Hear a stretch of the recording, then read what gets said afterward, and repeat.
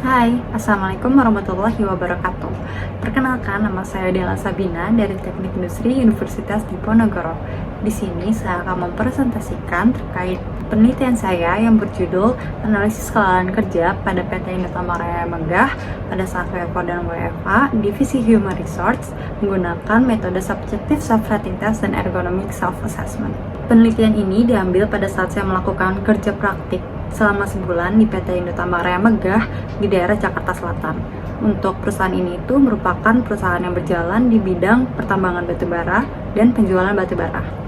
Sebelum masuk ke topik pembahasannya, mungkin bisa kita bayangkan apabila kita kerja di suatu perusahaan di mana kita harus berangkat pagi, kemudian pada saat jam pulang kerja juga mungkin akan bermacet-macetan di jalan, dan yang menaiki kendaraan umum juga akan cukup lama mengantrinya karena di jam pulang kerja. Belum lagi apabila tiap harinya harus menggunakan kendaraan umum, pasti ada biaya transportasi yang harus dikeluarkan pada saat pergi ke tempat kerja maupun pulang kerja. Namun bisa dibayangkan juga apabila saat kita melakukan pekerjaan di rumah atau bisa disebut juga dengan WFH, itu juga mungkin kita akan merasakan lelah di depan layar laptop secara terus-menerus. Kemudian juga untuk jam kerjanya itu menjadi tidak teratur. Nah, dari ilustrasi yang udah saya sebutkan sebelumnya, itu merupakan permasalahan yang dialami oleh karyawan-karyawan divisi Human Resource PT Indotama Raya Megah. Baik, jadi kita masuk ke pendahuluannya. Jadi PT Indotama Raya Megah itu merupakan salah satu perusahaan yang menerapkan sistem kerja WFO dan WFH semenjak kemunculan pandemi COVID-19.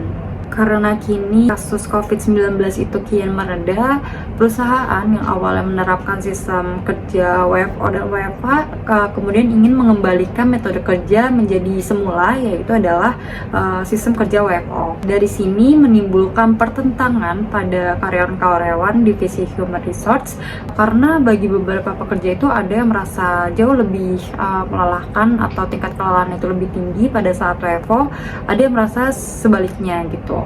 Nah, karena permasalahan ini, maka dari itu dibutuhkan analisis lebih lanjut terkait tingkat kelelahan kerja. Untuk tujuan penelitiannya, pertama mengukur tingkat kelelahan kerja pada saat WFO dan WFH pada divisi Human Resource. Yang kedua, memberikan rekomendasi terkait keputusan apakah dilakukan full WFO atau tetap diberlakukan hybrid. Dan yang ketiga, menganalisis faktor eksternal dan internal serta rekomendasi perbaikannya. Kemudian untuk pengumpulan dan pengolahan data, yang pertama ada karakteristik responden. Untuk data karakteristik responden ini nantinya akan dilakukan uji korelasi antar karakteristiknya, apakah ada keterkaitan dengan kelelahan kerja atau tidak. Untuk data yang ada di sini itu merupakan pengumpulan data pada saat WFO menggunakan Subjective Self-Rating Test. Metode ini terdapat 3 kategori di mana masing-masing kategori itu terdapat 10 pertanyaan.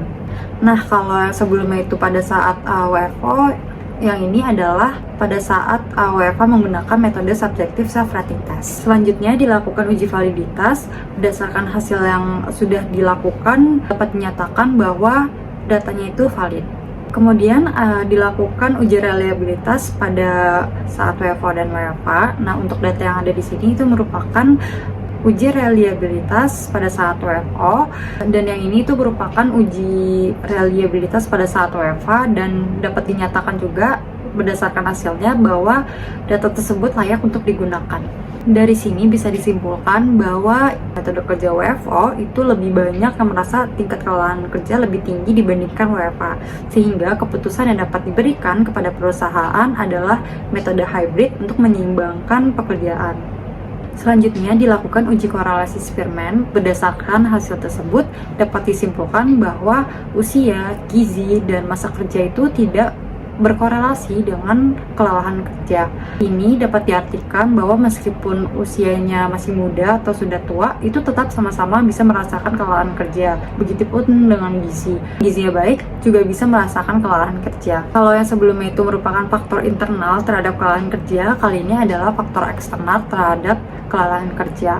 Untuk faktor eksternal itu menggunakan metode ergonomic self-assessment. Yang berikut merupakan contoh pertanyaan yang ada di ergonomic self-assessment, di mana ada kolom pertanyaannya dan rekomendasi perbaikannya. Kesimpulan dari penelitian ini yang pertama adalah bahwa semua pekerja, baik itu saat melakukan WFO dan WFH, itu sama-sama merasakan kelelahan kerja. Namun tingkat kelelahan pada sistem kerja WFO itu lebih tinggi dibandingkan dengan sistem kerja saat WFH.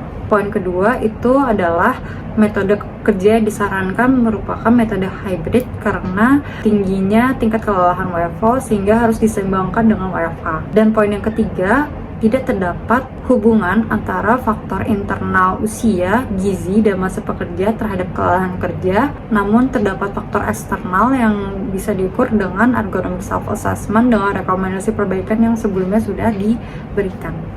Mungkin sekian yang bisa saya sampaikan, kurang lebihnya mohon maaf. Wassalamualaikum warahmatullahi wabarakatuh. Bye-bye.